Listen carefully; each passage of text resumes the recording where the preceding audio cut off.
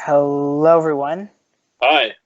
We're back, and Yeah. so now this time I realized that it was dumb that I never actually did any. I didn't really do an introduction before, um, which could end up, which ended up being something which I realized. Oh wait, we should really do that, shouldn't we? So people know who we are. So I'm your, I'm one of your co-hosts, I guess. Um, and my name's Khalil, and I'm here today, I guess. Um, yeah. I And, am I'm the other co-host of this, I guess, entertaining and informative and educational podcast. Educational. Yeah, you learn new things here. yeah. I'm Uh, Alon, and yeah, that's it. and you can follow me on Instagram and Twitter at Khalil_Deadpool. And where can people find you? Find me on Instagram, alon.s128. And That's in the late, I believe it's outdated. I believe it's your old one because you can't stick with the username. I Um, no, I still I still have 128. so I think it's outdated. But either way, yeah, that's the introductions. It'll get better, I'm sure, as we do them more because we For actually never sure. did them before. So D23 was a very Yeah. it was very interesting to say the least, considering all the little leaks we got about it. And I mean, I personally, it's been a long time since we've done a proper podcast, and a lot's happened. So I had to condense them all into little topics. So this might end up going a little bit longer than we try. We generally try to stick to an hour. This will probably end up going over because too much stuff. A Yeah. lot has happened in the past week. A lot's Like a happened. lot. We've seen a lot of movies that we're going to talk about. I've seen since the so fun fact, since the last time we did one of the what we watched sections, I've seen 62 movies for the Jeez. first time. Because of course because we haven't really done a what we watched over the summer because we did the Endgame spoiler talk, and then we also did the San Diego Comic-Con kind of top talk, which wasn't really a full-on episode. We actually never did a Far From Home spoiler talk, but it's okay. We never have to do that, and we never have to do Yeah. any more Spider-Man spoiler talks ever again. And I Yay. think that really leads me nicely into what I think is probably the first topic. Is it the first topic? Let's see. Yeah. I think it Yes, was it is. Disney pulling Spider-Man. No. Let's not get this wrong here. You don't blame the mouse. You blame the greedy Venom. Sony. Okay. Sony has officially taken Spider-Man away from Marvel in their contract renegotiations and said, no, you, basically. So yeah. Okay, first, before we go into the details, what was your initial reaction? I was kind of surprised. I was like, this is, I never expected to see anything like that. It's the most spontaneous news one can ever receive. See, did it, And did a it lot of hurt you people are on both some trying to, level? Because I know you don't like MCU Spider-Man, but did it it did, hurt you because you know at nah. least the MCU got Jake Gyllenhaal and got Michael Keaton and got some other good actors. And I know you don't like Tom Holland, but they got some other good actors. Now, Sony won't do that. You do know Sony's just going to screw everything up, right? And they're going to throw Tom Holland into Venom 2, and you're going to hate it. I'd like actually to see Venom just crush Spider-Man in his Or own movie. Spider-Man crushed Venom. And so let's be real here, you know? But like honestly, when I first heard this news, a little part of me died. No joke. I had a mini heart. So first, I saw it on Twitter from Discussing Film. They linked a Deadline article and they were like, Spider-Man's gone. So I was like, okay, they must have read their calendar wrong. It isn't April 1st today. That was months ago. And then I was like, so I go and I read the Deadline article, and it's like, yeah, he's gone. And I die.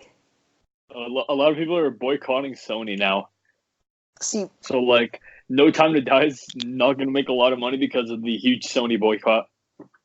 that won't last.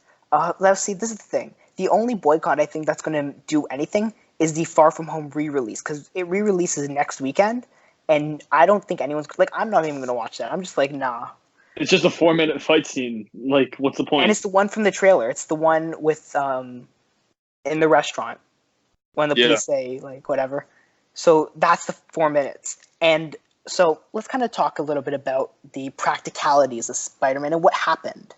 So I'm going to try to briefly summarize this because I already made a video which is pretty lengthy actually about this. Is basically they had to renegotiate the Spider-Man contract because signed a contract to Sony for I think 4 movies or whatever Spider-Man was in, and they said, so we're going to make you all this money. They make Far From Home the highest grossing Sony movie ever, because Sony gets 95% of the revenue, and Marvel gets 5%. Marvel wanted to do a 50-50 split on the revenue, which makes sense because, so then that means that they pay for half the movie and they make half the money.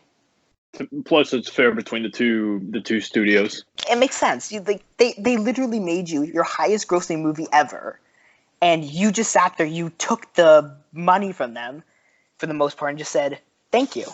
And now you're like, with Far From Home, Disney's just like the one kid in the group that didn't do all the work, and they want to get all the credit for it.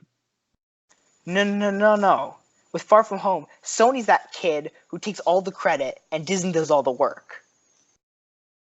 Disney made the movie. Disney signed all the contracts. Disney paid for all the, all those people, the writers, the directors, all in-house. So that's all coming from Disney. Disney marketed the movie. Disney made the movie. Disney basically did everything with the movie. Sony just said, give me money. And the reason Sony had to even give Disney in the first place Spider-Man was because Amazing Spider-Man 2 died. Like, it made so little money, Sony was worried they're going to have to sell. Then, suddenly, Tom Rothman comes along and he's like, hey, I'm an idiot. I was fired from Fox. Let me go here and ruin it. So, Tom Rothman, let me just quickly go into a mini rant about him. Do you know who he is? I've heard the name before. So, he's the guy who stitched Deadpool's mouth shut in Wolverine Origins. Because he's like the merc with the mouth. Oh, so you mean we're supposed to shut it so he can't talk, right? That's what you mean. Is he really like that stupid?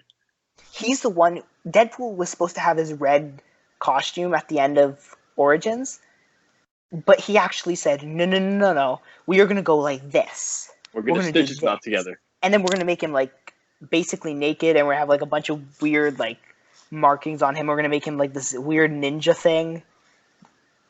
Like that was all him. And so Sony's like, oh, I love this guy. Let's bring him over here. And so he's also the person who is notorious. And when I say notorious, I mean notorious for meddling in directors' movies. He ruined the Fantastic Four movies as well, I believe. He had some hand in that. So you can kind of understand here why he's a moron. And he says, I think I know what Kevin Feige's playbook is. Now, do you know how many people said that? Says the one who ruined it. Plenty of people. Warner Bros. Said, we know Kevin Feige's playbook. We're going to copy the MCU. Where's the DCEU right now? In a bottomless pit. Fox said, we know Kevin Feige's playbook. We're going to copy it. Where's the X-Men franchise? Nearly dead. I know, now Disney owns them. Sony's just like, so dumb. Oh. And they're stupid. I swear to God. Every time people defend them, they're like, but Spider-Man 2! What about with Spider-Man Far From Home? Or Spider-Man 2? I don't know, which one are you referring to, the Tobey or the Tom? Tobey. Oh.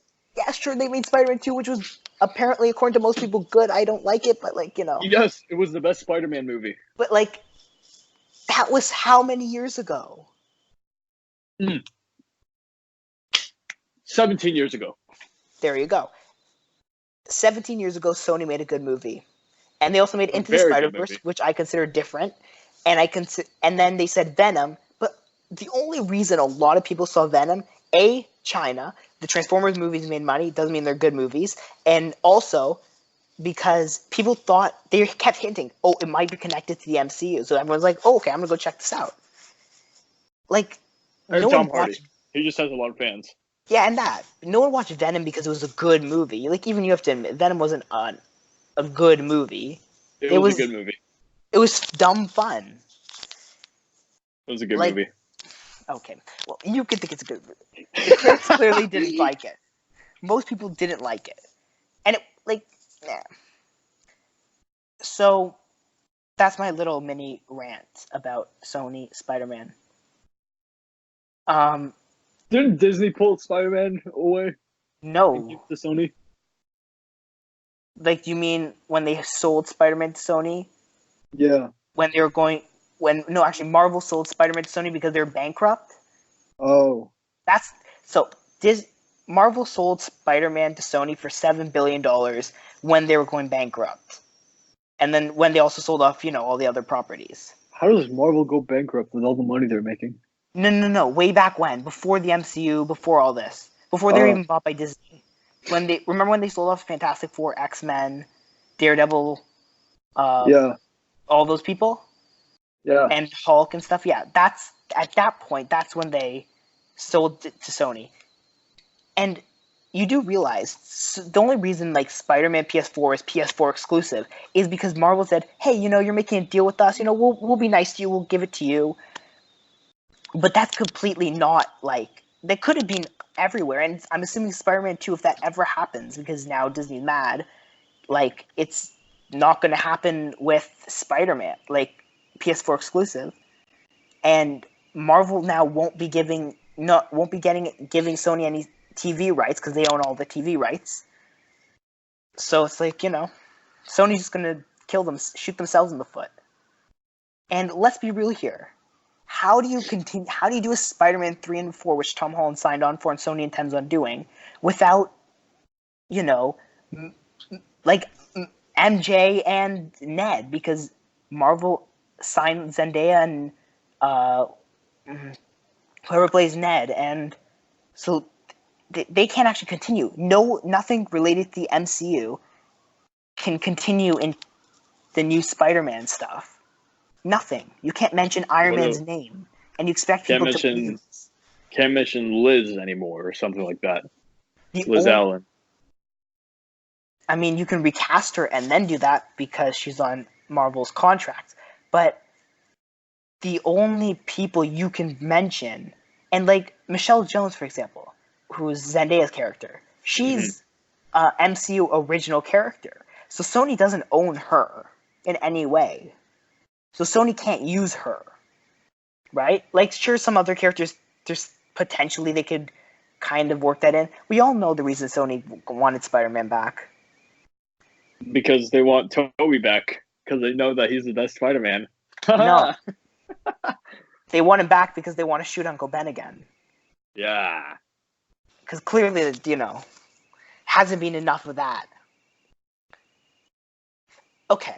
Would you rather an MCU Spider-Man movie or a Sony Spider-Man movie? Tom Holland is still Spider-Man. You don't get Tobey. Would you rather an MCU made Spider-Man movie where you can get people like Jake Gyllenhaal to be Mysterio, or would you rather a Sony movie where you get, Amazing Spider-Man 2? See, I like the Amazing Spider-Man 2 because it was really dark and not like comedic, and I don't really like MCU Spider-Man, but Amazing Spider-Man 2 was also a really bad movie, and Spider-Man Far From Home also wasn't the best. Or actually, maybe they'll stitch Spider-Man's mouth shut too. Who knows? So this is kind of a challenging decision, but I don't know. I don't know which one I'd pick. Come on, let's be real here. Marvel has a better track record. My favorite Spider-Man is Tobey Maguire. It always has been. Yes, but that was 14 years ago. I know. Unfortunately, besides Spider-Man 2, do you agree that Homecoming and Far From Home are pretty good movies in terms of the quality of the movie? Maybe not Tom Holland, but in terms of the overall story and how they connect. Yeah. They're pretty good, right? Yeah, everything except for Tom Holland's pretty good. See? And do you want Sony screwing all this up? They can take it in the better direction. I mean, look where they took Skyfall. Nope. Look where they took Skyfall. Skyfall was their highest grossing movie until Far From Home. Mm-hmm. Can you believe that? How long was it the highest grossing movie for, like, 7 years or something? Because Sony can't make anything. Yeah. They have $2 billion hits. 2. Far From Home, which was made completely by Disney, and Skyfall. That's the only 2 movies that have ever hit $1 billion for Sony. Sony managed to have Men in Black and Ghostbusters and screwed up both IPs. What about Venom? We're not talking about Venom because it was a bad movie. It was good. It was a good movie. Nope. Venom was a good movie. I enjoyed it because it was dumb. And now this new one's going to be amazing because Andy Serkis, and I trust him to do a good job. So this one's definitely going to be good because of Andy Serkis and... No. Remember, Tom Rothman is in charge, and he's notorious for interfering with directors. They'll probably stitch Tom Hardy's mouth shut, to be honest with you. Let's be real. How surprising would it be if Venom 2 trailer comes out and Tom Hardy's like, "You better not shut my mouth," and then someone stitches his mouth shut?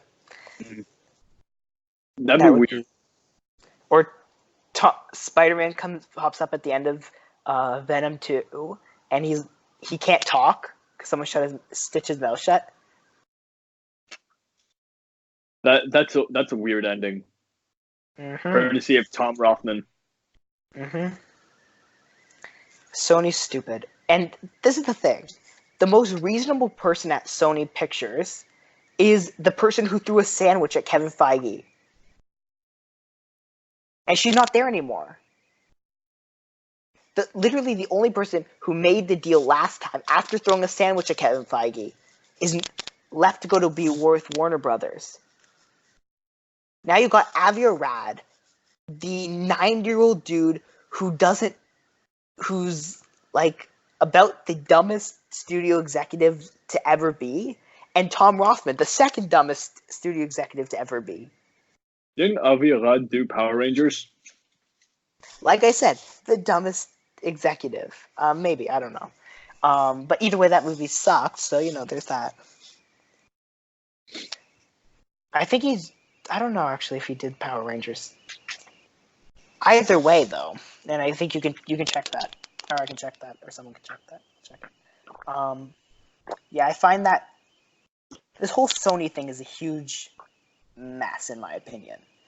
And I don't think Disney... So, who do you think's to blame? Let's go there now. Sony or Disney? Both of them. Why? Answer the question Finance. of why. Well, 2 of them wanted money, and they couldn't settle it. No. and Disney. Okay. I'm gonna use my argument I use. I'm gonna use my argument I use every time someone says that Disney was being greedy by asking for 50-50. Okay?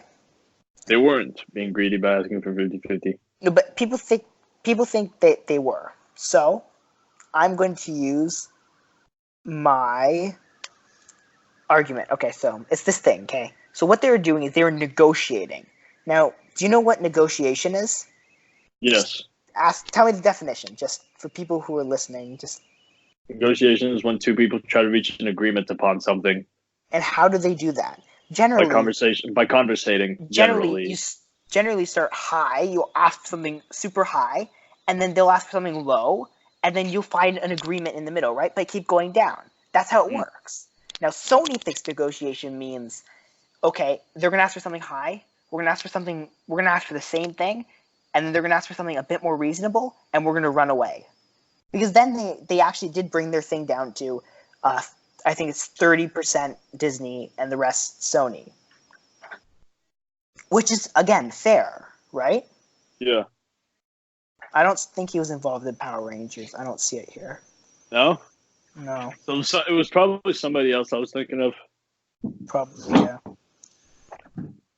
I mean, he might have done some animated Power Rangers, but... Probably. I don't think he did the movies. It doesn't show here. Mm. Oh, Man Thing. He was in charge of that, too. Ugh, man thing. Yeah. So, bottom line, I think the good bottom line is Disney's all in the right, and the other person is wrong. Sony, that's the one.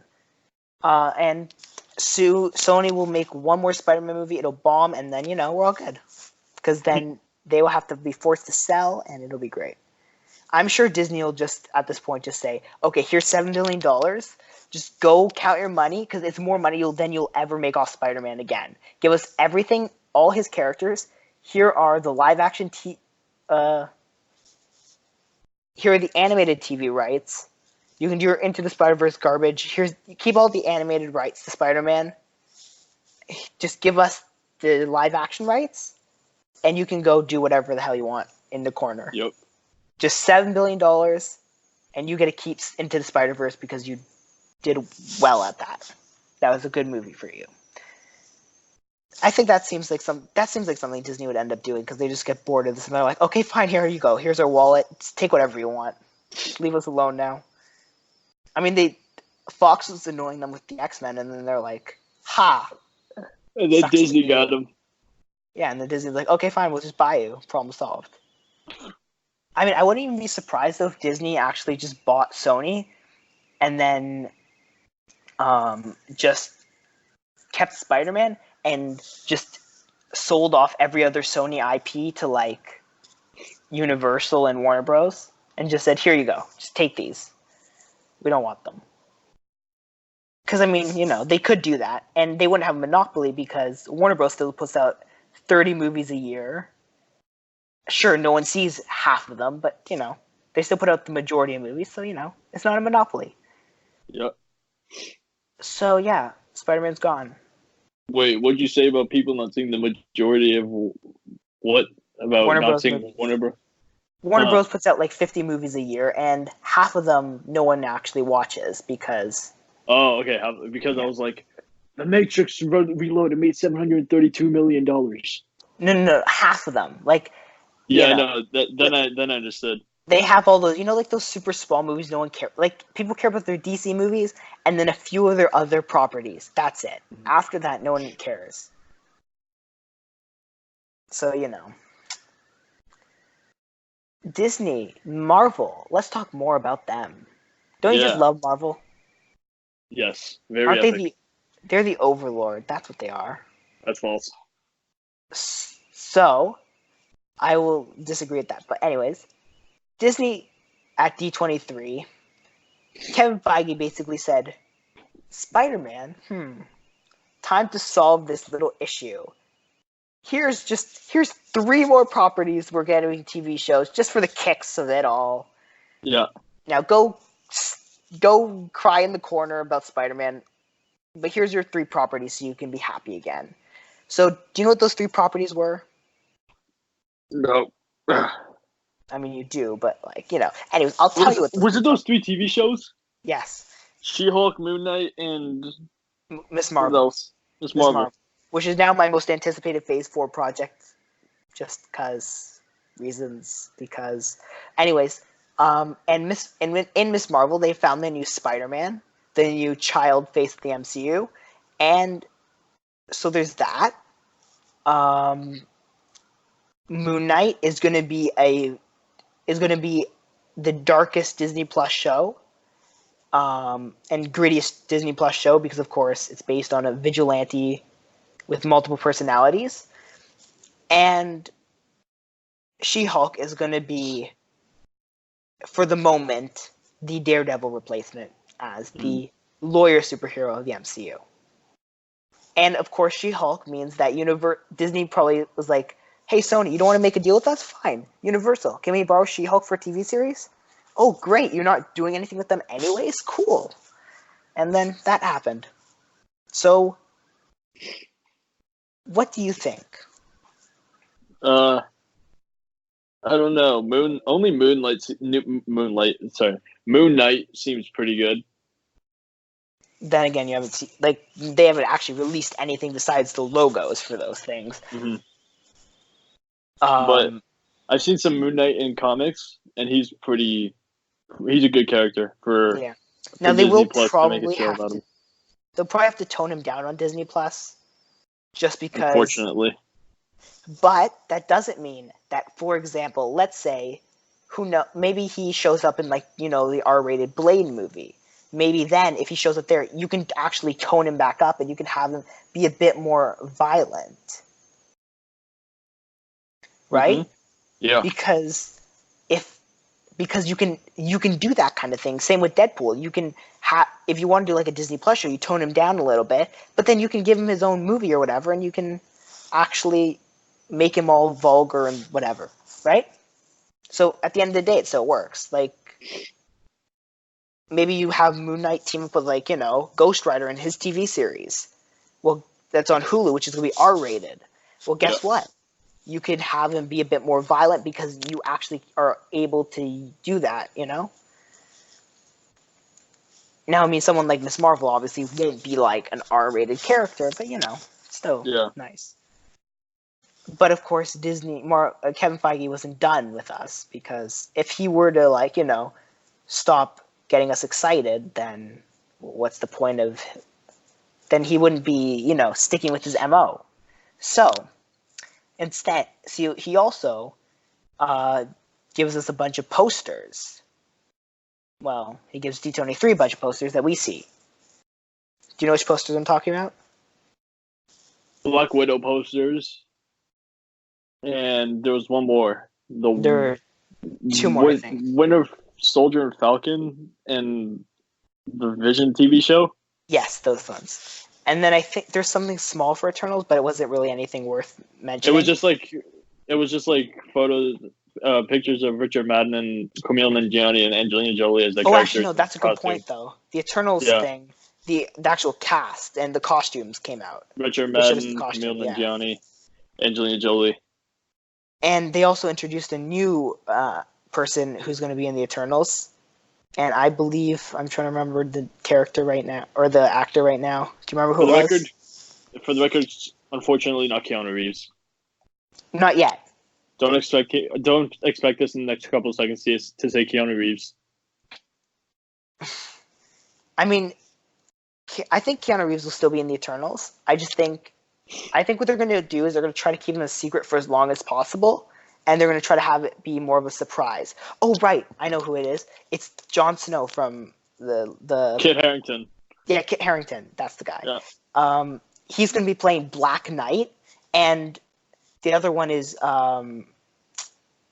Minerva from Captain Marvel is going to be cast in another role in the MCU as Cersei in the Eternals, which is a lead role. Which is I think it's Gemma Chan is her name. Anyways, so this is actually really interesting, because she would be the second character to be cast in two roles in the MCU.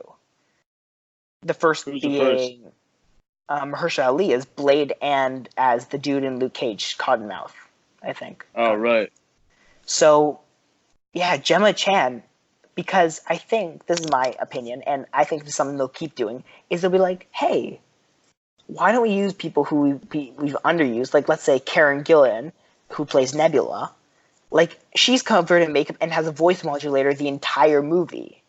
You could have her as herself, without much, all that prosthetics and stuff, and you could have her as a completely different character, and no one would notice. Like, no one would really be able to tell, because, if Nebula, if there's Nebula and then there was Karen Gillan as someone else, wouldn't you, you wouldn't be able to tell, right? No. And so I think that's a very clever way of them, maybe using actors for more than one thing. Now, obviously, you can't, have Robert Downey Jr. come back, because that's just too obvious. Yeah. But, I mean, you could even, you could maybe have Chris Evans come back as, a alien, even though he doesn't want to come back. Right? And cover him up with makeup and prosthetics, and no one would know, But, I think that's what they could do with these characters, which would be interesting, I think. Characters that have had, makeup all over their face and prosthetics, as you mentioned. People that we don't recognize used with their real faces because we don't recognize them from the previous times we've seen them on the big... That's a clever move. Even when I kept kind of like saying is a possibility is if they bring in Deadpool supporting cast and they bring in Josh Brolin as Cable, you could have Josh Brolin as Cable if shows they're willing to do something like that, where you could have Josh Brolin, who, although he did voice Thanos, him as Cable is very different. You know, he looks different, he sounds different. So, I mean, I personally think that would work amazing, and I think, are you in kind of an agreement? Yeah. Okay. And I mean, I'm assuming, I know you're excited for Eternals, like, Just to see Richard Madden because and Angelina Jolie, and you know, Angelina Jolie, potentially Keanu.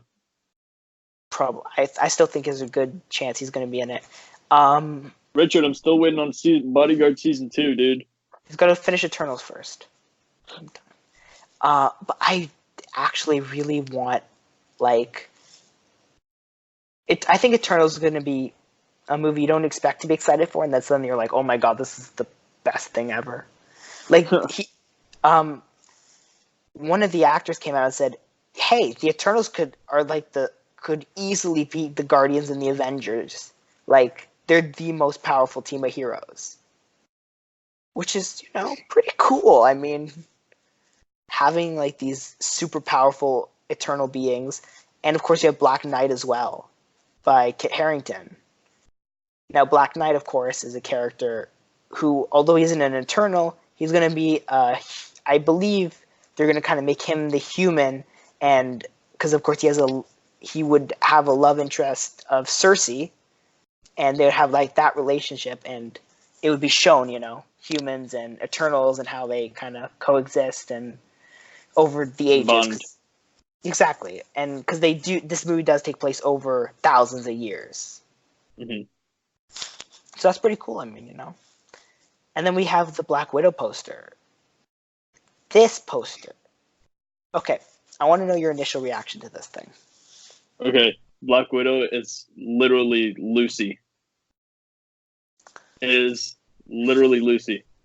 If you've seen Lucy, it's definitely Scarlett Johansson's best movie, and they just bring it into the MCU. Is that a problem? No, I love Lucy. It's, in my opinion, Scarlett Johansson's best movie. It's pretty good. I mean, I haven't seen Lucy, but I've heard it's good, and apparently it's very good. Apparently, the action scenes in this movie, according to people who saw like the footage they showed at D23, say it's the best fighting and hand-to-hand combat and stuff in the entire MCU. It far surpasses the Winter Soldier, which I think up until this point, I guess, had the best hand-to-hand combat. Because the Winter Soldier, you have to admit, the fighting in that movie was phenomenal. The fighting in that movie was crazy. Like, that movie is... I mean, every time I get to an elevator, I always think to myself, does anyone want to get out? And I just imagine that scene, because it's just... That movie's amazing. Like that scene in that game where Cap was in the elevator with the Hydra dudes, you literally thought they were going to fight. I was so hoping they'd fight, and then it was like, Hail Hydra, and I was like, okay, that's good, but, you know, still I want to fight. And we'll actually get to that at some point, hopefully soon, when we do our Endgame audio commentary sometime soon. On a soon. side note, they actually should have done the fight in the elevator in Endgame. It would have made the movie a lot more interesting. I think the Hail Hydra was still funny. It was still funny. I feel like the elevator fight would have been a lot more entertaining because there wasn't a lot of action, and I think just adding that would have. We got that Cap vs. Cap fight, which was amazing. So let's just all. Elevator fight would have been better. But we already saw that, you know. Cap vs. Cap is not something we saw. We want to see it again. It was the best fight of the movie. Yeah, I mean, we'll talk more about that when we actually get to our Endgame audio commentary at some point down the line. Yeah. And I've watched it a few times, and I'm kind of, I'm starting to like the movie a little bit more. I think once you know what to expect, it's cool. But that Black Widow poster has her best suit. I'm saying it right now. That is the best suit she's ever had. It's the most comic accurate suit. It looks amazing. It's just, I'm done. And Red Guardian's also featured, who is the David Harbour character. Yes. Now, okay, I have a question for you. Yeah. Shang-Chi and that more martial arts fighting, or Black Widow and that more action movie fighting? Which one do you think is going to be more exciting? Okay. I like very gritty, dirty, rough, violent head-to-head fighting, like the one that's going to be in Black Widow. But I also really, really love martial arts fighting. That's why I watch all these. Which is why I That's why posed that question to you. Is because I yeah, know you love that kind of thing. like I love watching these Indonesian action movies where the fighting is just so quick and rapid and like such small movements within a matter of seconds. So I prefer. It's such a hard decision. Oh my god. Because the two of them are so good.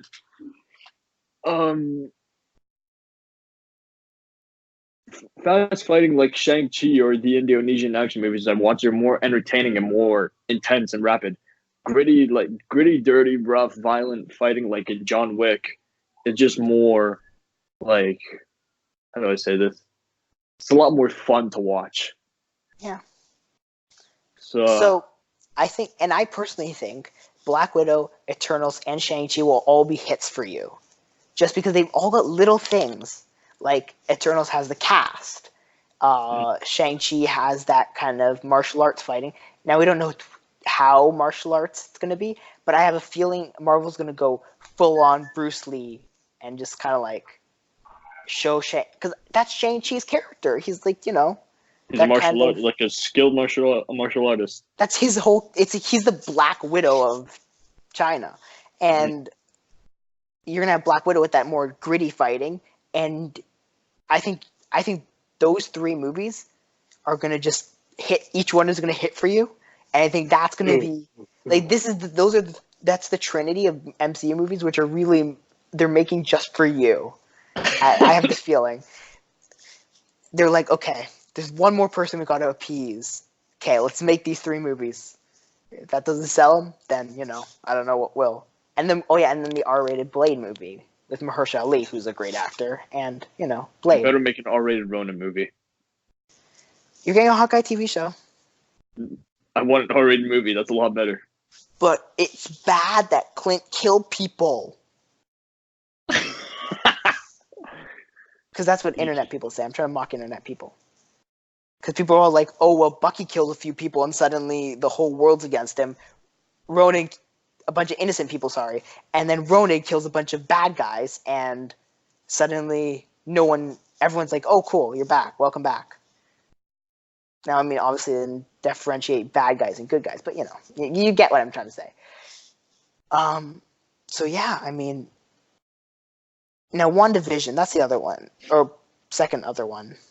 Yeah. One of the other ones. Have you seen this poster? Yeah. So... Did you spot the shadow in the background? What is that shadow? There's two shadows. I know one of them is the crown helmet thing that Scarlet Witch wears. Yeah! Yes! We're getting it. Getting it, people. It's coming. The classic comic suit. If we don't get that in the show, and I'm really hoping that's what it is, not another character, I'm going to be disappointed. And they also announced that the show will have two characters who we already know and love. Do you know who they are? Vision and Scarlet Witch. No, two other characters. Captain America and Iron Man. No. Darcy from Thor Dark World. And Jimmy Woo from Ant-Man and the Wasp. He's the parole officer guy. Oh, yes. The greatest dude of all time. Yeah, he's in the show. Yeah. It's going to be amazing, I'm telling you right now. It's going to be...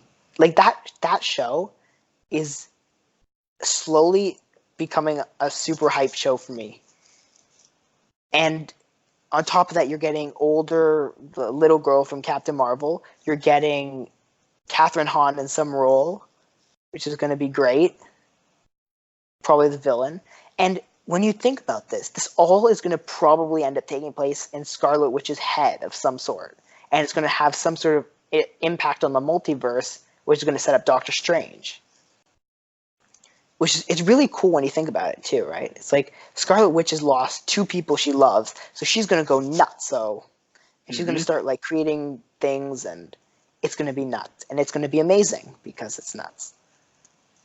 And are you excited for the show? Just the more you hear about it. No. I feel like the more you... Okay, are you more excited than you were when it was announced? Never looked forward to it. But are you more excited? Now? Like, now that you know more about it and kind of... the characters that are going to be in it? Nah, not really. No. I'm telling you, you'll come around. The other one is Falcon and the Winter Soldier, who now has the John Wick writer. Derek Kolstad. And he's going to be bringing some John Wick action scenes to that movie, or that show, I'm telling you right now. Knives down people's eyes. Horses kicking people in the face. Sorry. Pencils down people. PG-13 version of John Wick action. So then what's the point if it's not rated R? I mean... Are they gonna... Is he gonna... Good choreography? Oh, right. Oh, right, yes. That's the whole point of fighting. It's not like... I mean, Black Widow's going to be rated... Isn't it rated R? And, I mean, that's still going to be bringing in all this action. It's not rated R? No. But it's still bringing in this awesome action. Oh. Side note, Joker's rated R. Yes, it is. Hell yeah. That movie is going to be... It's going to be so good. I'll tell you something after Joker this, movie, after this Joker movie, DC's going to get back on track probably.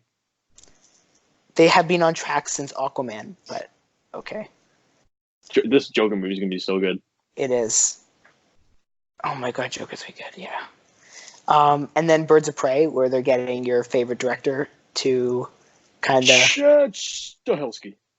To kind of fix it all. And they literally said, the purpose of him is action. He's going to redo these action scenes and they're going to make them perfect. And it's R-rated, which means, you'll get what you wanted. The guy used to be a stuntman. He stunted for Keanu Reeves in The Matrix, and he choreographed the fight scenes of John Wick, so it makes sense why they would bring him along to this. It's kind of like, it's why Andy Serkis is going to be a great director, and why he has been, for the few things he has directed, is a great director, especially for motion capture projects like Venom and Jungle Book. Lord of the Rings. He didn't direct Lord of the Rings. No, but he was. No, but that's the thing. Lord of the Rings. He does all this mocap, Planet of the Apes mocap, the whatchamacallit, Lord of the Rings mocap. So he knows how to do it. So he can show people, like, he's going to show Tom Hardy, this is how you really mocap Venom. He's going to make those Venom versus Carnage fight scenes look good. Because they, frankly, Venom, like, the worst part of Venom was the final fight. With all the blue... It was an alright final fight, but, like, the CGI could have been happening. No, but you couldn't tell what's happening. It was like goop and more goop is like the motorcycle action was good, but nothing else was. But Andy Serkis is going to say, hey, I know how to... And it was like gray goop and black goop. It's like, I don't know. Andy Serkis is going to be like, hey, I'm excellent at mocapping, and I'm going to show you how to do this properly and enhance your movie CGI. And he's going to, like, use pool noodles, and he's going to, like, dance around and, like, show them this is how you mocap. And also it helps that Carnage is red, but, because then at least you can kind of tell the difference. Gray and black. Here's an idea. How about we make this movie about Venom, and he's going to fight this dude he's exactly like Venom, except a little bit lighter. Okay? And we're gonna do this entire scene, and we're gonna completely do it out of clay. We're gonna do black clay and dark gray clay, and we're just gonna squish them all together. We're gonna film it, and that'll be this final fight scene. How does that sound? And then they did it. Oh, good. Yeah, that's how Venom came about. I wouldn't be surprised if they actually used clay to, like, Let's be honest here. It's something they would do. But yeah, I mean, Falcon Bucky. I forgot about that one. Yeah. Bucky short hair again. First of all. So what do you think about Bucky's short hair? Back to World War II, I see, eh? Well, World War II Bucky, yeah. Yeah. And we saw Falcon's cap suit a little bit. It looks amazing. I mean, I'm down. With the shield after Endgame. Yeah. Because the poster kind of shows it's going to be more of a white suit, kind of like in the comics, rather than the blue, heavily blue. It's going to be heavily white and a little bit blue. Kind of inverted Captain America colors almost. And let's talk a little bit about What If quickly. Did you see the stills from What If? No. You didn't? So they gave us what episode 1 is going to be and a few stills. Send me a picture of it. Yeah. And it's going to be Peggy Carter. What if Peggy Carter was Captain America, but instead of Captain America, she's going to be Captain Britain? Hold on. That. Did you see them? Okay, now I know what you're talking about, yeah.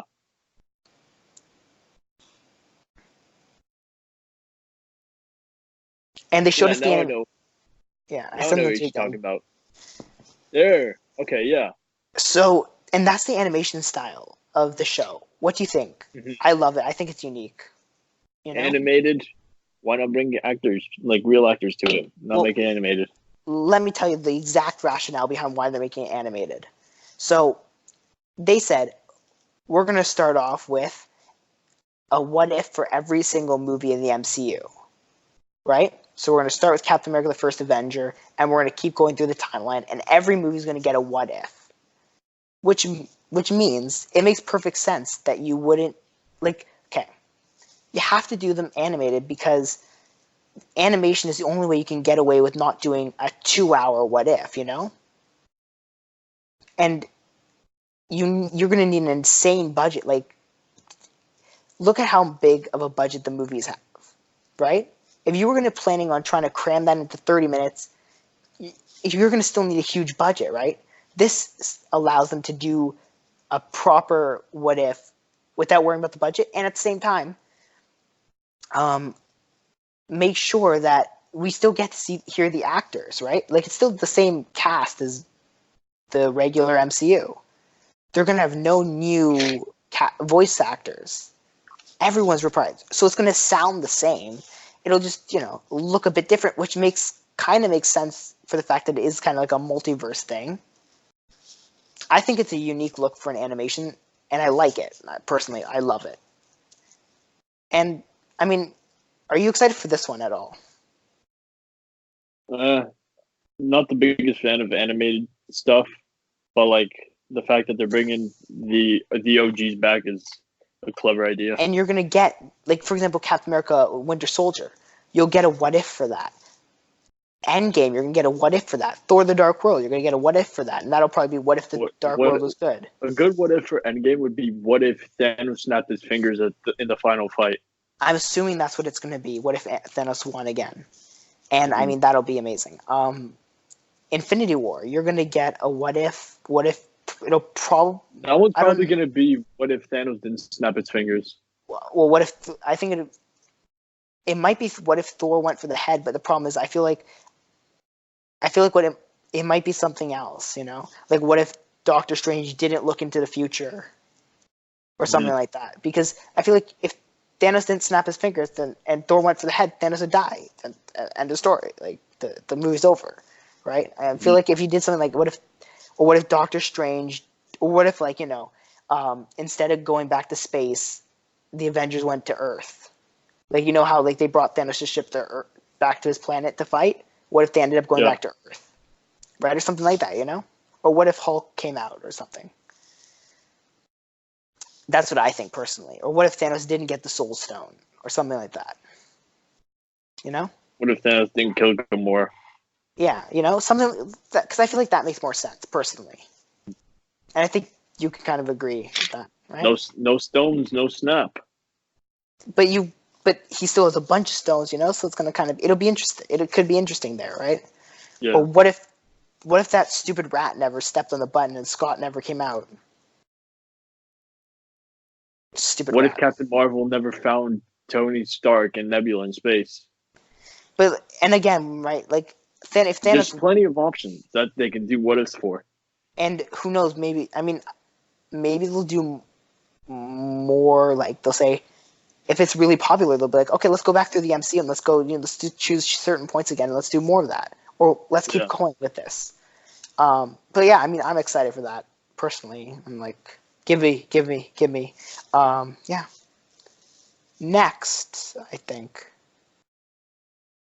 Rise of the Skywalker. Star Wars. Yeah. Mm-hmm. The trailer came out, and a poster came out at D23, and a trailer came out this morning. The second trailer. Yeah, which is what they showed at D23. I haven't heard your reaction to this trailer yet. Oh. Because you just kind of said, yeah, I watched it. Which is good, because now I can spare myself the pain when you better say you loved it. Okay, what did you think? Good trailer. Good trailer? I like the start where they put together all the parts of the older movies with Mark Hamill, like the OG good Star Wars movies, and then they did the rest for those this movie. I thought, prequels, yeah, I thought that was a clever idea to put in some parts from the prequels when Mark Hamill was Luke Skywalker and all that. Okay, this is another little question to you. Dark Ray, what do you think? Weird, but somewhat creative. Creative? And original. So my kind of...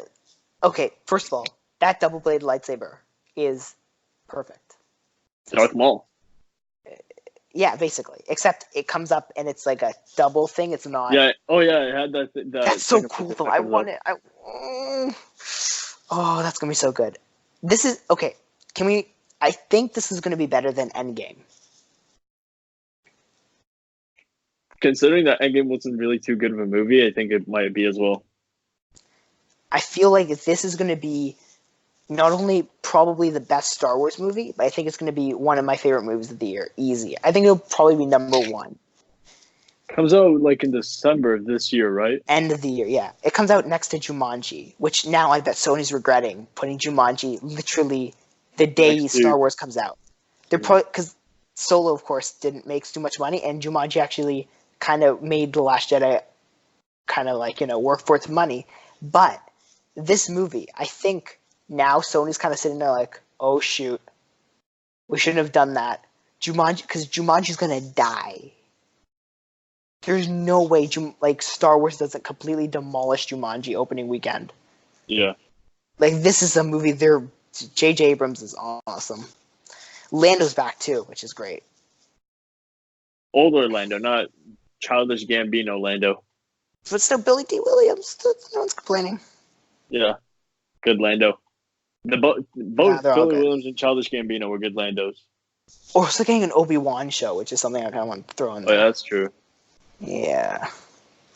So, overall, you think it was a good trailer? You're excited for the movie?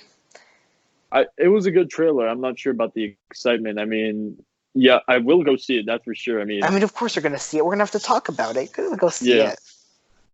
I will go see it. That's for sure. Like, it's Star I'm more Wars. excited for this than Jumanji. Who misses a Star Wars movie in theaters when it comes out? Yeah, I wonder. Those losers. You live under a rock if you've been missing out on Star Wars movies in theaters. Yeah, especially if you grew up in the generation of Star Wars. You really shouldn't be missing that.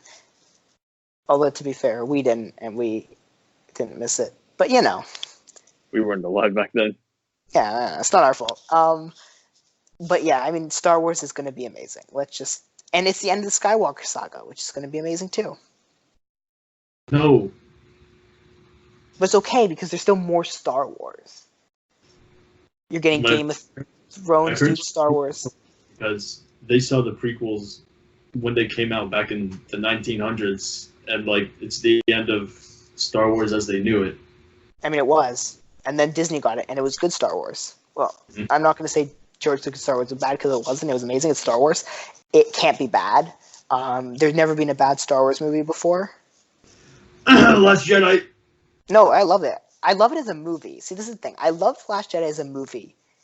I don't like it as a Skywalker saga movie. It feels like... It feels wrong, it was wrong for everything. Its existence is wrong. Well, Ryan Johnson's getting a whole trilogy, but I think the thing with Ryan Johnson's trilogy, I think it'll work better for one reason. He gets to build it up from the start, you know? The reason he killed Snoke, for example, is because he didn't want that kind of like he didn't want that Emperor vibe again. Sure, J.J. Abrams was like, fine, you want to kill Snoke? I'll bring back the real Emperor. Ha! Sucks to be you. But, like, you know, it's like, I don't know. J.J. Abrams is a genius. Let's just go with that. And if they give him a Superman movie, which they really should, because they're stupid people if they don't. Oh, did you hear the thing about how the director of, I think it's Mission Impossible, went to, yeah, what's his face? Chris McQuarrie. Yeah, Chris McQuarrie. He actually went to DC with Henry Cavill. He gave them a Superman 2 script. And he's like, can I direct this movie? And they said no. They turned him down. Directing the best director Mission Impossible's had. Like, look at how well he did with Cavill in Mission Impossible. Imagine if he got to do a Superman movie. But he didn't fall out. He gave what's it called? I think it's he gave Alibaba and Bad Robot Productions a lot of money for Fallout and Rogue Nation. But, like, okay, if you were Warner Bros., would you have said, no, you can't make a Superman movie. Henry Cavill wants to make it. You want to make it. You probably wrote a really, really good script because you're a really, really good director. Would you, like, you know, do that? Like, would you say no? Would I say yes or no to Chris McQuarrie? Yeah. Of course I would say yes, because I've seen what he's done in Fallout with Henry Cavill, making him like a really, what's it called? Like, menacing, mischievous villain, hero turned villain assassin with the mustache, and what he did also in Rogue Nation, which was a terrific movie. So I think I'd most certainly bring him along, because I think McQuarrie and Henry Cavill both have a very good connection from Fallout. And he's smart, and he knows what he's doing. He's a very smart director, that's for sure. The Mandalorian. Let's talk about that trailer. So, what did you think of it? Because I know you watched it. I don't know how to feel about Mandalorian. What do you mean you don't know how to feel? I saw the trailer and I was like, this is like, I don't even know if it's something worth watching. Now, why would you say something like that? Let's just kind of explore those feelings. You know, let's just... I don't know. Because, okay, my reaction is when you open a trailer with a bunch of stormtroopers' heads on sticks, and you're like, yeah, we're putting this on Disney Plus. I'm like, good. Give us that pushing the envelope to like, come on, that had, like, you put people's heads on sticks, and then you're like, yeah, this is for kids, by the way. Yeah, we're going all the way. Like, you have to admit the way it was very down-to-earth, gritty type thing is good, right? I can agree with you on that for sure. Like, the fact that Disney Plus is willing, and it shows that if Moon Knight does this kind of tone, it'll be a really good show because you can then, you know, do that. Yeah. And I actually, when I watched it, I was like, you're going to love this because it's really that gritty kind of Star Wars. Right? And it's like, I was shocked when you said, no, you didn't like it very much. Yeah. Right? Because it's like, yeah, I think you should watch it because I think you're going to like it, you know? It's got a pretty good, like, you know, it's the Mandalorians. It's like, the Mandalorian, I guess. It's like Boba Fett getting a show. Except not really. Yeah, I mean, I loved it. It was fun, great. There wasn't much to it, but it's still, like, super hyped. Disney Plus is going to be the greatest thing to ever exist. I'll just end the conversation there because it is going to be the greatest thing. I don't think I've ever been more hyped for something than Disney Plus because it's going to be, like, the Marvel stuff is great, but then everything else Disney Plus is amazing. Something you've never seen before. Exactly, because Netflix is stupid. End there. Like, end that kind of... Netflix is bad. Can we just agree with that? No. Netflix has all the good movies. Like It what? has all the good action movies and crime dramas. No, sorry. Netflix originals are bad. No. Well, you're wrong, but like okay. Like Bodyguard, Woo Assassins, The Night Comes For Us, The Red Sea Diving Resort. So Sorry, many good. let me re. They have a few good TV shows, but the majority of their original movies are bad. The majority. Anthony Mackie just had a movie come out on Netflix like this July, and it was super good. But the majority. The majority, yeah. There's a lot of them that are super good, but then the rest are just whack.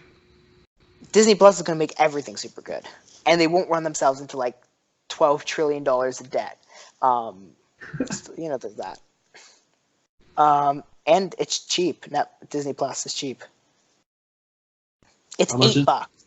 Okay. $8. Actually, no, it's $9. But like $9 a month. Okay. Now listen to what you get though. You get 7 accounts, 4 devices streaming at a time, and 4K. Netflix, you have to pay. I don't know if it's their $13 package or it's their $20 package, but it's one of the two. Like Netflix's basic $9 package, you stream one device, and you don't get 4K. You just get regular. Disney's saying no. There's only one package, and you get 4 devices at a time, which is enough for any person. 7 different accounts, and you get 4K stream. Like 4K stream is a huge thing, and it's going to be on every physical platform to start with. So it's going to be great. Is Endgame already going to be on Disney Plus? December 12th, I think they said. Is Endgame already going to be on Disney Plus? December 12th, it'll be on Disney Plus. They only have 4 MCU movies at launch because they have to wait for all their other contracts with like HBO and stuff to lapse, and then they can start putting them on. MCU movies from Netflix, like Guardians of the Galaxy 2, Infinity War. Those are all going to be gone, but as fully because the contracts have to lapse, right? Because they sign contracts and they have to wait for the contracts to end, and then they can say, okay, no more contracts. When the contracts are expired, they just put it on Disney Plus, and then it's all good. Because they don't, and then they don't have to pay anyone. And out of the contract, they can, but they're just going to let it. Like they're just going to wait for it because they're all expiring. I think by the end of 2021, and Disney Plus will not be rotating. You know how Netflix rotates things in and out? Yeah. Disney Plus, since they own all their content, they're going to be keeping everything that goes on Disney Plus stays on Disney Plus, and they'll just keep adding. They won't take things away, which is genius because stupid Netflix. You'll want to watch something and it's gone. Stupid. Now this is something which I'm excited for, but not as excited as you. The Matrix is coming again, apparently. 4th time. 4th Matrix movie. A whole lot more interesting. That's how you know Warner Bros. Has lost all hope in their IPs. Because they're bringing the Matrix back because it was a moneymaker. A huge moneymaker. And that's how you know they're hanging on by a thread. And AT&T clearly doesn't know what they're talking about. Okay, tell us a bit about this. Okay. Wait, first of all, I'm just going to disclose everything by saying I have not seen any of the Matrix movies from start to finish. So what's happening? Very luckily, Keanu Reeves is going to be coming back as Neo, the very famous kung fu master and literal kung fu god in The Matrix. Carrie-Anne Moss from Jessica Jones, she's going to be reprising Trinity. Lawrence Fishburne plays Morpheus. He was a very significant character in the Matrix trilogy. They don't know if he's coming back. All we know is that Keanu and Carrie-Anne Moss are coming back. So I think this one's going to be a lot more interesting because for those of you who have seen the end of The Matrix Revolutions, it was a massive, huge cliffhanger. We don't know what happened to Neo. Is he dead? Is he with the machines? Is he stuck in the Matrix? What happened to him? I thought, from what I heard at least, is that he died, or the assumption was he's dead. We don't know. We don't know if he's stuck inside the Matrix because there was a huge last fight inside the Matrix that Neo then crashed the Matrix. We don't know if he's stuck with the machines, as they call it, or we don't know if he's fully dead or not. Okay, because from what I at least heard or kind of like interpreted from people was everyone assumes he's dead. So there's that. A lot of people are assuming he's dead. I think he's either inside the machines or just trapped in the Matrix. So I'm assuming he can't be dead because he's coming back, and this like he has died once inside the Matrix. He has once died in the Matrix and the real world, and he was revived in the real world and came back to life in the Matrix. And he's now dead in the real world, and I think he can be. The same thing can happen. Okay, I'm gonna pretend I followed everything. So now, do you think this will be a kind of what people have been doing with these older franchises and bring them back and kind of a passing of the torch movie? Where I don't know how the Matrix movies are, and if that would even be possible for them to do a passing of the torch type movie and handing it over to a younger generation of people. I don't know if that's possible. Again, I don't. I don't know. I think the 2000 Matrix movie has had quite a lot of young people. But like, would they be able to do something like where it's kind of like, oh, we're like, like what they're doing with like everything, basically Star Wars, Ghostbusters, or not Ghostbuster, the new Ghostbusters, I guess. But like, where they're kind of like, oh, I'm old now, or Blade Runner and Indiana Jones, what they will be doing, and you get to Ryan Gosling after Harrison Ford. I don't know, because Keanu Reeves has been carrying this movie franchise on his back. It's only him. He's the in that movie series. So that's what I'm like. Again, I don't know anything about the Matrix, so I don't want to like sit here and say, oh well, it must be this, because I mean I haven't seen them, so I don't have any. You have more of an authority to talk about that than I do, because you've actually seen the movies. And I'm a huge fan of the movies too, and I know my parents saw they saw the three of them in theaters back in the 1900s and 2000. They saw the three of them in 1999 and 2003 because 2 and 3 came out in 2003, and then the first one came out in 1999. Yeah. And back then it was known as it was basically the Avengers of today. It was something. Okay, let's not get carried away here, but yes, that kind of I'm not thing. kidding. It was such a whole new idea that has been introduced to Hollywood. It's it's excellent CGI for 1999. First, we can compare it to something like Star Wars, but we don't compare it to something like the Avengers. What the Avengers did is literally the thing that has crazed Hollywood into trying their very best to replicate exactly what the MCU's done, and that's not something that the Matrix has yet to do. I don't think there's a point where everyone was trying to make Matrix ripoffs. Well, now they're making a ripoff. No, it's not a ripoff. But we don't know. My parents remember the 1999, 2003 when the Matrix came out. They said it was. They basically said it was like the Avengers. A lot of people loved it. They're even still fans of the movies today, and it was just so big. The technology, new technology. Yeah, and that's why I gave my Star Wars comparison, is because Star Wars, when it came out, was considered the huge revolutionizing technology, and I mean A New Hope, which is called Star Wars. And then the Matrix revolutionized movie technology, and then now movies like Avengers in the MCU is revolutionizing. So I would actually say, as a comparison, I would say Iron Man for an MCU comparison, because again, that was a movie which in 2008, when you were getting a bunch of trash for movies, really revolutionized movies, at least in my opinion. I mean, I feel like the Avengers is something different. It's like it didn't really revolutionize movies the same way. It was more of like a, look, you'll never come anywhere close to what we're doing, so just stop trying kind of thing. Iron Man literally made, and The Dark Knight, another example of that, right? It's kind of that was, I think the Avengers is kind of different. It's more of a, see, this thing you laughed at, it's successful, so sucks to be you. Mm-hmm. Not technology because they didn't do anything revolutionary in terms of technology. It was more storytelling and stuff, and connecting all the other movies. That's my opinion. Again, haven't seen The Matrix, so I can't really be too much of a someone who's talking about it. So trailers. There's some trailers you want to talk about quickly? Yeah. Okay, the first trailer I watched, there were 2 trailers for one TV show. This TV show, not very well known right now, unfortunately. Treadstone. You know what Treadstone is? There's a trailer for Treadstone? Yes, the Jason Bourne TV series. Whoa. How'd I miss that? Well, you didn't tell me. I'm slightly offended here that you didn't tell me this.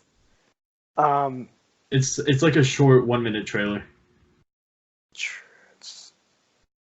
It shows us a lot of what's going to be happening in the TV show. Sleeper agents deployed all over the world, no memories of their training, and now somebody's out there waking them up. It showed. Is this the July 22nd one or the 3 days ago one? Oh, I saw both of them. Or the August 19th. I saw the July one and a couple of days ago. To be fair, though, I haven't seen any of the Jason Bourne movies, so, I keep planning on watching them. I'm like, okay, I'm going to start watching it, and then I get distracted and I do something else, and I'm like, oh, damn it. I'll get to them at some point. Jason Bourne movies are terrific. Wait, and Jason Bourne's not coming back, right? For the TV show? Yeah. What I think they're going to do is final episode, first season. No, final episode, last season, very last minute. The director of Treadstone, he's going to be sitting in the hospital. He's going to be in his office. And then he's going to say, "Bring in Jason Bourne." And it's going to cut to black and the credits start. That's good. That's a perfect end. So, if this show does well, 10 years, and if it does badly, 1 year. Basically. Okay, cool. So what do you think of the trailers? Because I haven't actually seen them, but Very, very good trailers. I know they were really short and all that, but I had no problem with that. It showed some of the action. It's early, isn't it? What? It's early for there to be a proper story trailer. Mm-hmm. But it's fine, I get it. And there's a behind the scenes peek at the movie. So we saw a bit of Jeremy Irvine, who's going to be playing the main character. We saw a bit of more of the sleeper agents and. Oh, October 15th. That's soon, actually. Yeah, very soon. Never mind. I said it was early. It's still kind of early, but it's not as early as I thought it was. When's that Continental show coming out? That's a lot. Basically, I've been actually looking for news on the Continental every few days, and I haven't been seeing anything. I want that. That was the best part of John Wick. It's gonna be a really good show. I want that show. Okay. Anyways, yes. Continue with the Treadstone stuff. So there's action. There's really good action. It's people. It's just these group of people that no memory. They're waking up, understanding who they are. Hopefully a real full trailer will be coming really soon, and we'll be able to understand the full thing. Maybe they'll connect something to the Jason Bourne movies. I think Treadstone takes place when Jason Bourne was still serving in the army. So, yeah. Okay. So it's gonna be most certainly my most anticipated show is gonna be the best show of the year, no doubt. It's going to be some awesome action, possibly links to the Jason Bourne movies. That's going to be awesome. This year? This year, for sure. The best show. So, is there any other trailer? You said 2. Oh, yeah. Rambo Last Blood. Haven't seen this trailer. Fun fact. So, yeah, Rambo Last Blood, unfortunately, Sylvester Stallone, the greatest action hero to ever exist, is giving Hollywood a big goodbye with the final movie of possibly. He's retiring? I think he's retiring. He's barely doing anything right now. Yeah. I'm sure he'll still pop in and out of Hollywood for the sake of it. Maybe. Direct. Get him to direct. Maybe direct some action movies. So. Okay, yeah, continue. I've seen all the Rambo movies back, I think 2 years ago, so I'm excited for this one, to see the return of the mighty John Rambo in a more modern time and not when he's in Vietnam or something like that. So it's going to be it's going to be interesting. The violence looks really good. It's rated R, so it's even better. Of course. Yeah. I mean, So I'll have to yeah, watch the Rambo movies and maybe this new one. When does it come out? Soon, right? September. Yeah, soon. Okay. Now what we watched. So this is what I was thinking of us doing for this. I think. Do you want to choose 2 movies each, and then we talk about Hobbs and Shaw? Yeah, Okay. Should I start? yeah. Okay. So I'm going to choose, just going through my list, I'm going to choose a movie which is something, it's more of an, a bad, good movie, and then I'm going to choose a legitimately good movie.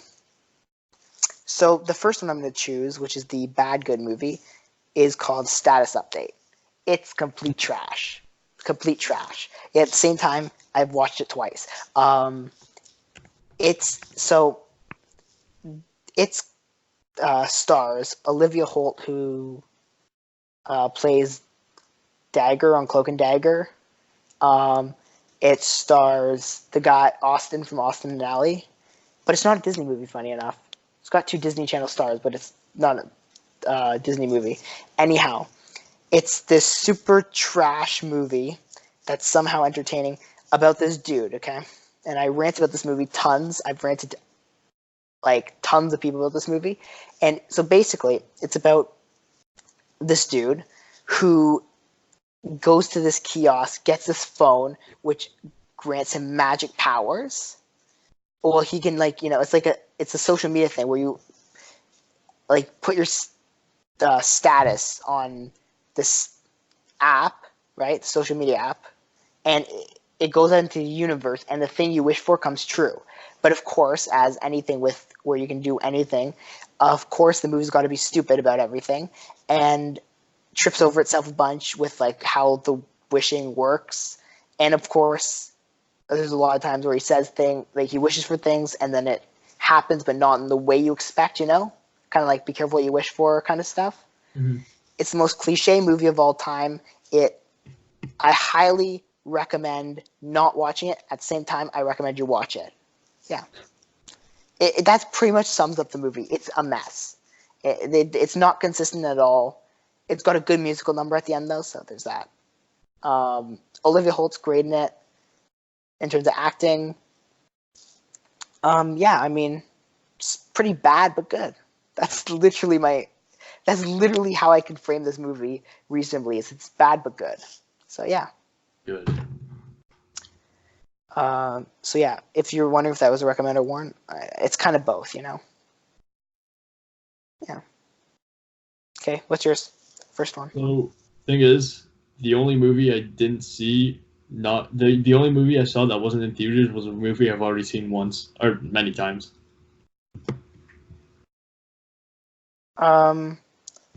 Since the last time we've done this, you've seen no movies. I just rewatched. No new movies. I just rewatched the same movie series.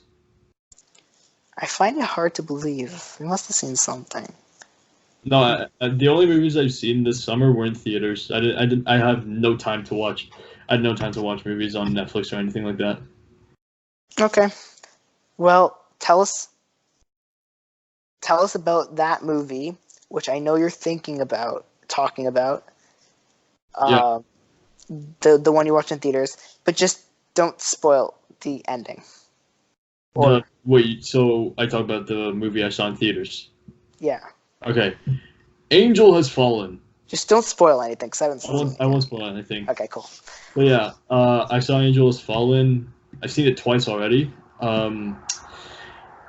This is a very intense, fast-paced, loaded with, from the get-go, it's just action.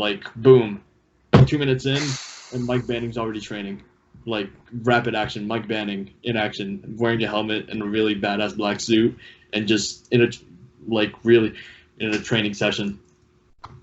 So this movie is just action for 2 hours of full-on action. Gerard Butler came back really good. as Mike Banning. They added some new They have some new characters in this. I thought the villain Wade Jennings, played by Danny Houston, he was a really good villain. So Morgan Freeman plays newly elected President Alan Trumbull. I'm kind of sad they didn't bring Aaron Eckhart as Ben Asher back to play president, but he's done. He's retired. And they also recasted Mike Banning's wife to Piper Perabo. That's her name. So that was, I mean, they did change the cast, but I don't think it had a major negative impact. It didn't really change anything. It was just like, okay, we changed them. They were like, just move on with your life, kind of thing, right? It's like we're just gonna change a few things here and there. But it's just didn't really like pretend it didn't happen, kind of thing, you know. I'm trying to think of another. I swear there's another movie that did that famously. It just kind of like switched things halfway through, and I was like, shh. It didn't really impact the movie in a negative way. It was just a few changes. The final act was crazy. Absolutely nuts. So much action. So many guns, bullets flying, punches. That's good stuff, those bullets. It was so much. Is your Instagram profile pic now from Agent Has Fallen? Yeah. Okay, I thought so. At the start of the movie, in the training session. Okay. Pretty good stuff. Do you recommend it, I assume? What's that? You recommend it? Of course. Okay. For my second movie, actually, okay, for my second movie, I'm just gonna, because you haven't, besides Hobbs and Shaw, you haven't seen any new movies, right? No. And Angel's Fallen, I guess. Do you want to do it? So for my second movie, I'll do something which I know you've seen for a fact because it's Tarantino. And so then we can kind of talk about that, and then we'll talk about Fast and Furious. Yeah. Okay. So let's talk about the Tarantino movie I didn't like. Okay. Take a guess which one this is first. Okay. Death Proof? Yep. I didn't like it. Okay. So Death Proof. My problem with this movie, first of all, it's the only Tarantino movie that I've seen which is distinctly split into two separate parts that have almost nothing in common besides Kurt Russell. I feel like although a lot of people, from what I've been reading about this movie, think the second part was better than the first part, I think the first part was better than the second part, just personally. Mm-hmm. I feel like they developed it better, and then Kurt Russell was much more clear with what he wanted to do. In the second part, though, it's kind of like, okay, they're fighting back now, and then like, oh my god, what's this stupid stuff? Also, I didn't like the beginning. It was really drawn out, you know, like the whole, I know old movie stuff, but like with like all those like old, like they're acting like as old movie previews and stuff. It's like, okay, we get it, Tarantino. You love your old movies. You love using 40 whatever millimeter film. Just move on with your life now. Like, you know, like Once Upon a Time in Hollywood had that to an extent, but it was still like used well, I think. I felt like this is Tarantino. I feel like this was Tarantino's first movie, even though it wasn't. It's like, you know. Did you like it, or is it like? Did, yeah. Do you think it's probably, in terms of Tarantino, the worst Tarantino movie?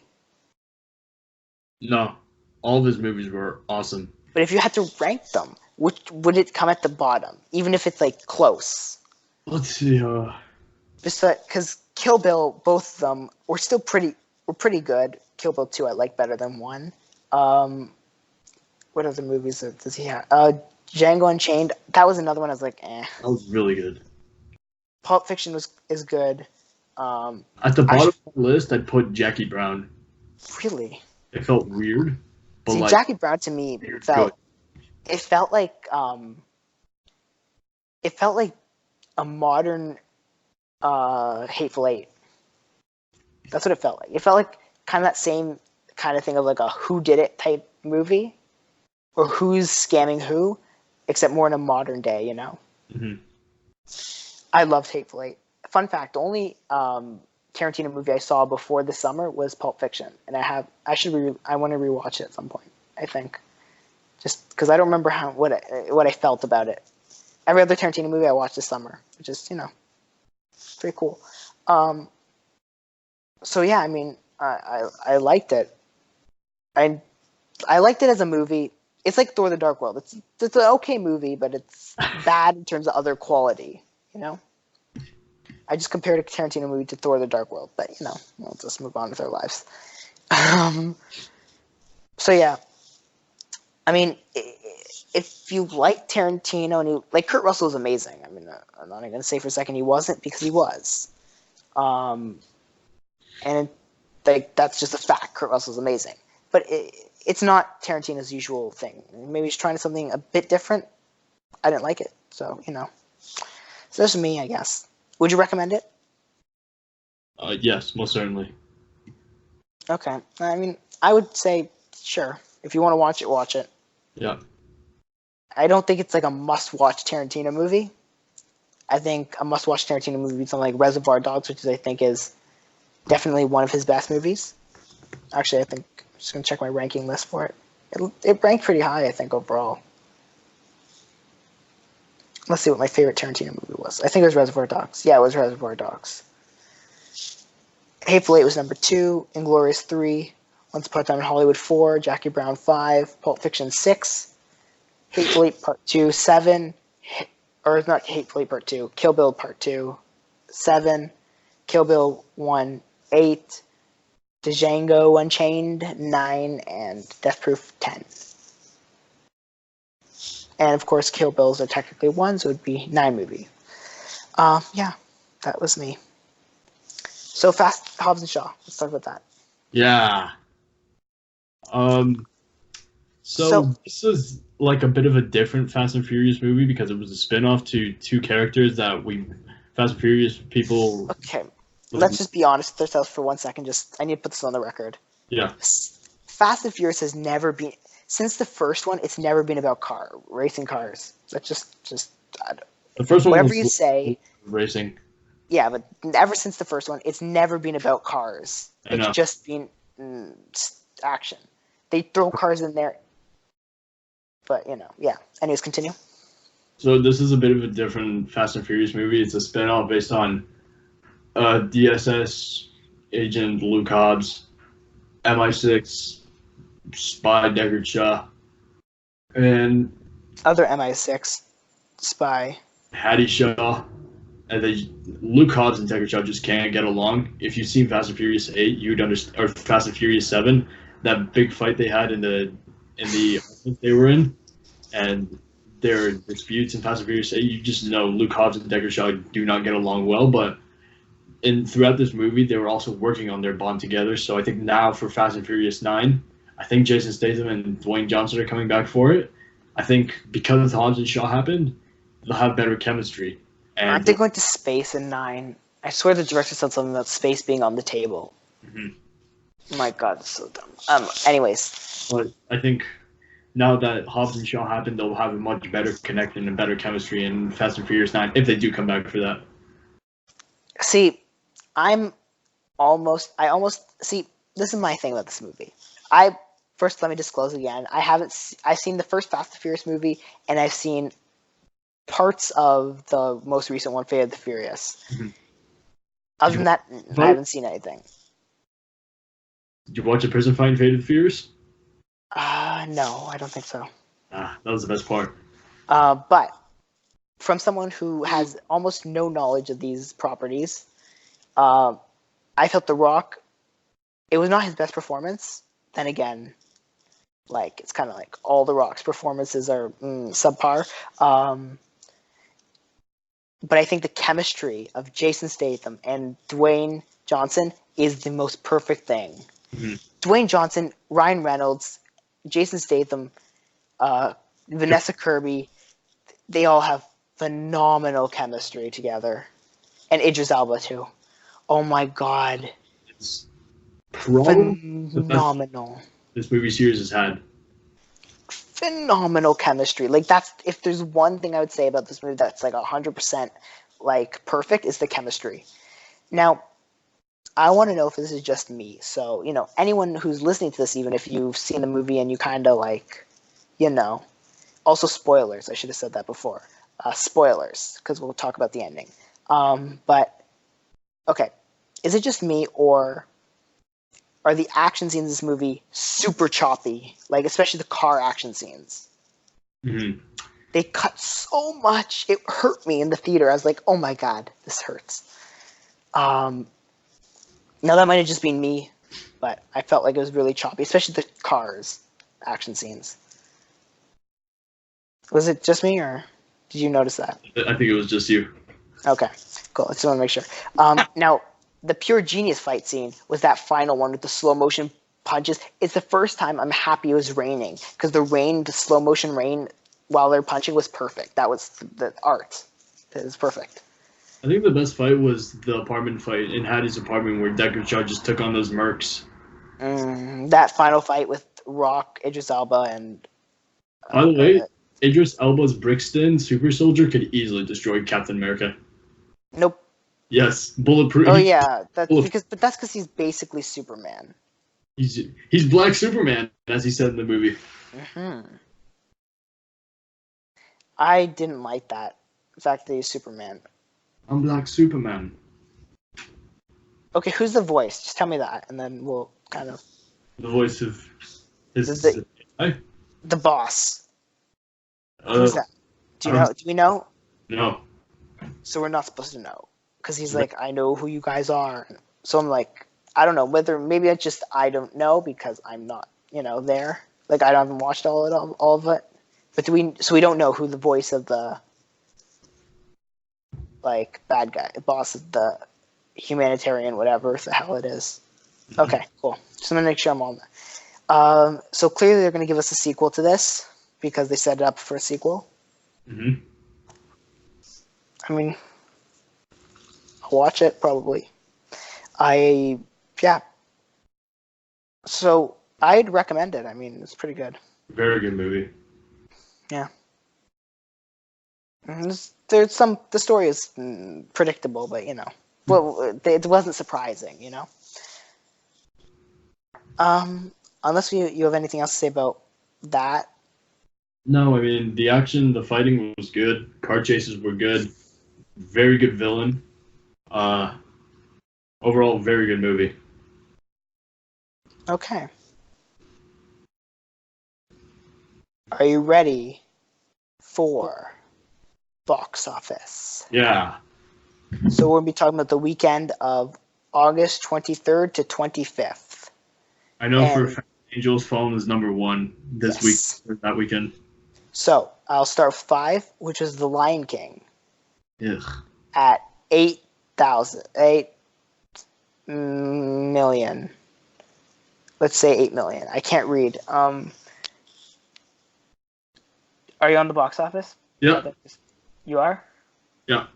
Okay. Just check if I'm able to read because sometimes. So Lion King is at 8 million.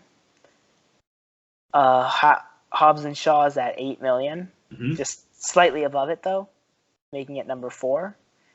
It dropped 43.1%, which is nuts. But it's just that's a nuts drop for like I think it's week 4, yeah. Although it had a good run at the beginning, so I guess that's kind of why. Yeah. The Overcomer is number 3. Yeah, Hobbs and Shaw at 588 million. Yeah, at 8 million again. Good Boys.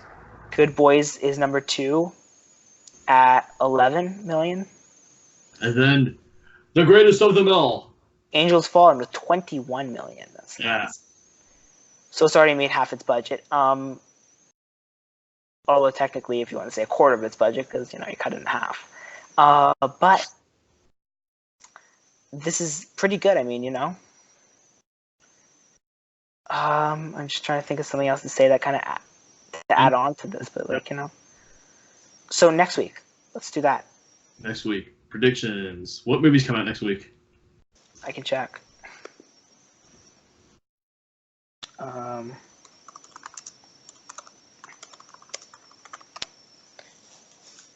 If my internet loads, I can tell you. Which, knowing this,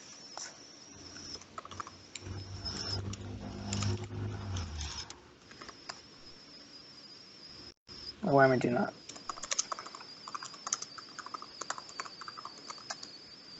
I swear there's something big coming out next week, but I could again just be wrong. But let's just let it load, and then we'll find out. Okay.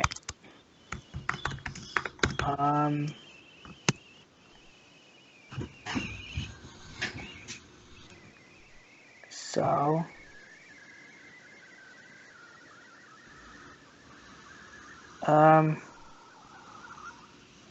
Why can't I find anything? I don't think there's any big movies coming out next week. Yeah, I'm looking. I don't know.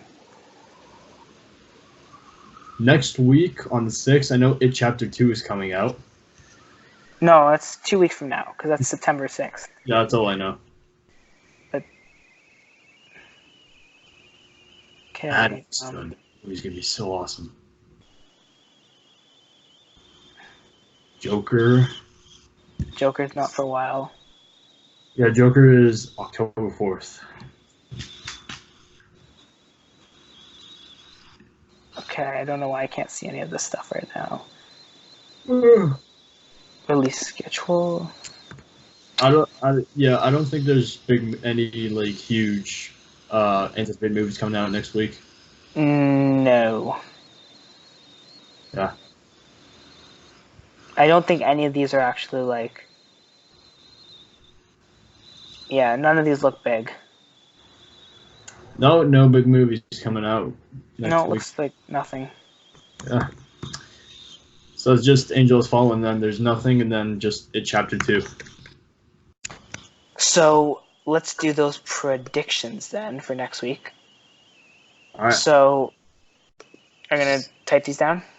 Yeah. Now we could end up being completely off. If something huge could come out next week or this weekend. Mm-hmm. But from what I can see, nothing big. So I'm gonna say number 1 is gonna be Angels Fallen. Gonna have a huge drop. I'm predicting. Fast Hobbs and Shaw. Actually no, Angels Fallen. Angels Fallen? Angels Fallen. Alright.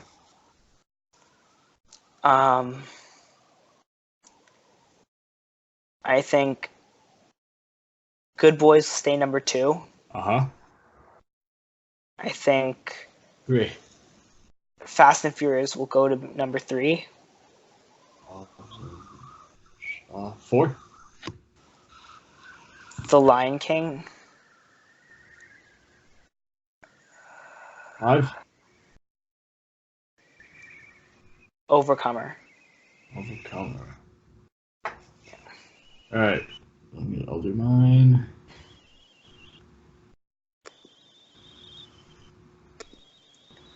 I still feel like there's something coming out next week. I know there doesn't say there is, but it's really bugging me right now.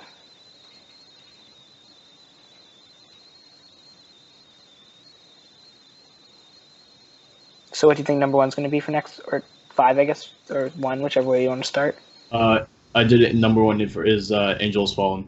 Number 2? Auden Shaw, actually. Number 3? Good Boys. Number 4? Lion King. Number 5? Overcomer. Okay. That's cool. Yeah, basically the same. No big movies coming out, so Yeah, I mean, just Angels Fallen. That's not too big of a movie. yeah, there's a few things, but I don't think they're gonna do anything. Once the school season starts, there's gonna be a lot of big movies coming. Yeah, starting September, especially those award movies. Like It Chapter 2, 21 Bridges. I said award movies, not horror movies.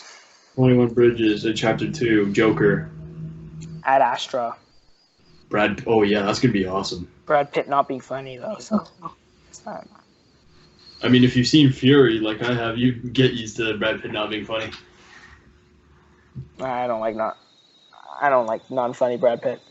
Brad Pitt's peak is things like Once Upon a Time in Hollywood, where he is amazing. He beats up hippies all the time. So, I think, unless there's something I'm missing, will bring us to the end of the show. Yeah. It's a pretty good show too. An hour 39, hour 40 actually. That's a pretty good show. Depending on if I have time, I might also end up breaking these down into separate smaller videos for the topics. I don't know. I say every week I'm going to do that, and I never do. So who knows? Also, for the record, guys, we're doing a Endgame, was it? Endgame audio. The audio commentary. Yeah. Sometime, yeah. Sometime. Maybe. Probably, yeah. Hopefully soon. I'd like to do it, actually. I do too. Yeah, I mean, if there isn't any news that comes out this week, which there probably won't be, because we've had all this big news, we might do it maybe Friday. Yeah. Saturday, maybe. All the big news has already come out, so I think it's going to tone down, and there's not going to be anything big coming out. So literally until September-ish time when everything will start ramping up again. But yeah, until that point, I guess. See you next time. Yeah.